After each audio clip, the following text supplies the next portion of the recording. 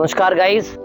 आज जिस टॉपिक पे हम बात करने वाले हैं ये आर्ट्स सब्जेक्ट वालों के लिए है। और अपने हरियाणा में 8 साल हम कंप्यूटर के आ रहे हैं। बिल्कुल कंप्यूटर क्यों कह रहा हूँ, क्योंकि आर्ट्स आज के टाइम में लोग मजबूरी से भी ले रहे हैं, क्योंकि वो सोचते हैं कि हमसे पढ़ाई और दूसरी चलेगी नहीं। तो ये आपका जो मिथ है, जो आपका वहम है, ये बिल्कुल सरासर गलत है, सरासर गलत है। क्योंकि मैं ये मानता हूं कि इंडिया में 5 से 10% बच्चे हैं जो कामयाब हैं सिर्फ पढ़ाई से, जिनका IQ लेवल अच्छा है, और 5 से 10% ही ऐसे हैं जो खेल से कामयाब हैं। जो बाकी के 80 से 90% लोग हैं इंडिया में, वो जुगाड़ से कामयाब हैं। जो जुगाड़ आप सोच रहे हो वो वाला नहीं, पैसे का ना, जुगाड़ 2 चीजों का, मार्केट स्टडी का एंड कंपटीशन एनालिसिस का। अगर आपको ये दोनों चीजें पता है तो आप किसी भी स्ट्रीम में मार नहीं खाओगे।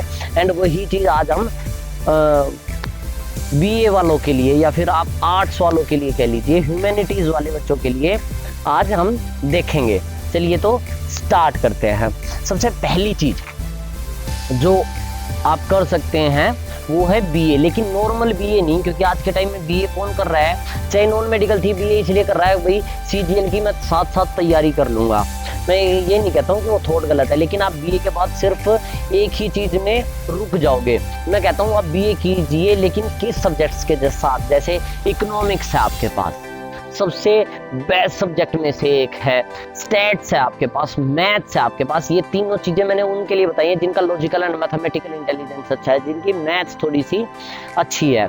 मैं कहता हूँ आपकी मैथ्स भी इतनी अच्छी नहीं है। BA इंग्लिश के साथ मत कीजिए, दुनिया करके बैठी हुई है, तो आपको उस चीज से बेनिफिट बिल्कुल भी नहीं मिलेगा, क्योंकि मार्केट बहुत बड़ी हो चुकी है पहले ही, एंड कंपटीशन उसमें पहले से ही बहुत ज़्यादा है। तो आपको क्या करना चाहिए? आखिर में आपको करना चाहिए जॉब ओरिएंटेड स्पेशलाइजेशन के साथ, जैसे जर्नलिज्म एंड मास कम्युनिकेशन। अगर आप BA कर रहे हैं जर्नलिज्म एंड मास कम्युनिकेशन से, पत्रकार में प्राइवेट में भी स्कोप है एंड गवर्नमेंट में भी स्कोप है। अगर आपका नॉर्मल IQ है तो भी आप उसको आसानी से कर लेंगे, एंड मोर ओवर ये टेक्निकल कोर्स है तो बेनिफिट आपको मिल रहा है। या फिर आप जब BA भी कर रहे हैं, चाहे इन सब्जेक्ट से कर रहे हैं, उस टाइम पे अगर आप खिलाड़ी हैं, खेल से कामयाब होना चाहते हैं, तो कोशिश कीजिए कि आप यूनिवर्सिटी जो गेम्स होते हैं उसमें पार्ट लें, ऑल इंडिया यूनिवर्सिटीज के गेम्स में। क्यों लें? ताकि उसका बेनिफिट आपको नेक्स्ट कोर्स में मिले, जिसका नाम है बैचलर्स इन फिजिकल एजुकेशन। आप पढ़ाइए, लेकिन उससे पहले गेम पढ़िए। आपको गेम पढ़ना है, कोई सब्जेक्ट दूसरा अलग नहीं पढ़ना, सिर्फ गेम पढ़ना है। आज के टाइम में बहुत सारे लोग ऐसे कामयाब हैं जो गेम खेलते नहीं है, लेकिन गेम पढ़ के कामयाब हैं। मैं वही कह रहा हूँ, आप बैचलर्स इन फिजिकल एजुकेशन कीजिए, उसके बाद मास्टर्स इन फिजिकल एजुकेशन कीजिए। हर एक CBSE स्कूल में आज के टाइम में ऐसे लोगों की रिक्वायरमेंट है, क्योंकि आज के टाइम में जो भी फिजिकल एजुकेशन का टीचर जाएगा स्कूल्स में, उसके लिए मस्ट हो चुका है कि मास्टर्स इन फिजिकल एजुकेशन होगी। अगर आप अच्छा खेल जाते हैं ऑल इंडिया यूनिवर्सिटी एंड आपका नेशनल में मेडल आ जाता है, तो आपकी डायरेक्ट एंट्री हो सकती है NIS पटियाला में। अगर वहाँ से अगर आप कोई भी कोर्स करके निकलते हैं तो आपको बहुत बड़े बड़े जो स्कूल्स हैं वो डायरेक्ट एंट्री देंगे, एंड डायरेक्ट एंट्री के साथ जो पे स्केल होगा, जो पे आउट आपको मिलेगा, वो 50,000 से 60,000 आराम से मिलेगी। या फिर आपकी डायरेक्ट गवर्नमेंट सर्विसेज में भी जॉब जा सकती है। तो प्लीज़ आप ऐसे कोर्सेज को प्रेफरेंस दें, ना कि दूसरे कोर्सेज को।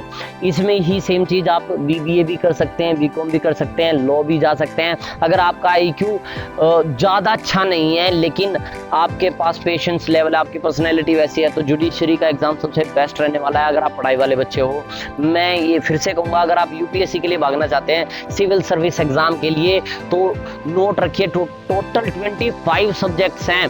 आप वो सब्जेक्ट चूज़ कीजिए जिसमें सबसे कम बच्चे एग्ज़ाम देना चाह रहे हैं। और प्लस दूसरी चीज ये तो हो गया कंपटीशन एनालिसिस, लेकिन मेन चीज क्या है? जिसके पास, जिसका हुनर आपके पास सबसे ज्यादा है। अगर मैं साइकोलॉजी में सबसे अच्छा हूँ तो मेरे जो आंसर्स होंगे ना साइकोलॉजी के, वो सबसे क्रिस्प होंगे, और वो ही चीज उन्हें चाहिए कि आपका डोमेन कितना स्ट्रोंग है एक चीज में। आप रट्टा मारकर वहाँ कामयाब नहीं हो पाएंगे। मैं उनकी बात कर रहा हूँ जो पहले 5% में मैंने गिनवाया था, जो पढ़ाई से कामयाब है। दूसरा मैं गिनवा चुका हूँ खेल वाला, बैचलर्स एंड फिजिकल एजुकेशन।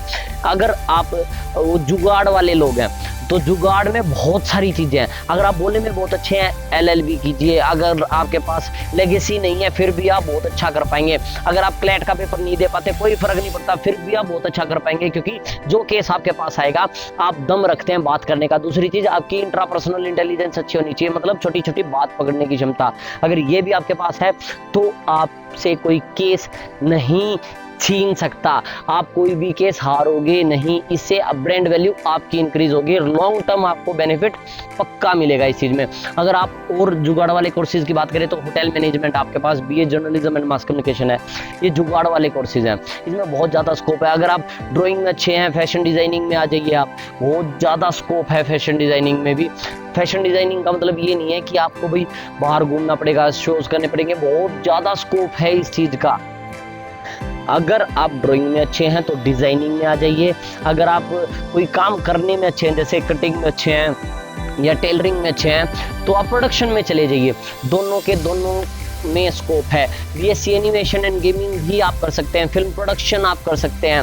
आज के टाइम में हरियाणा में भी पंचकुला में फिल्म सिटी चालू होने वाली है, एंड हरियाणा जो इंडस्ट्री है वो डेवलप कर रही है फिल्म इंडस्ट्री, तो बहुत ही बड़ी मार्केट आपके पास खाली पड़ी है।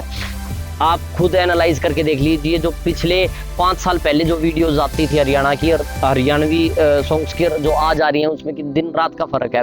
क्रिएटिविटी आपके पास है, बस आपको उसे यूज करना है। कैसे यूज करेंगे? एक अच्छा सा कोर्स करके, तो आप उसी चीज का कोर्स कर सकते हैं। अगर आप ये सोचते हैं कि भाई ये तो छोटी मोटी नौकरी है, तो मैं आपका वहम दूर कर दूं, नौकरी छोटी नहीं होती, जगह छोटी होती है।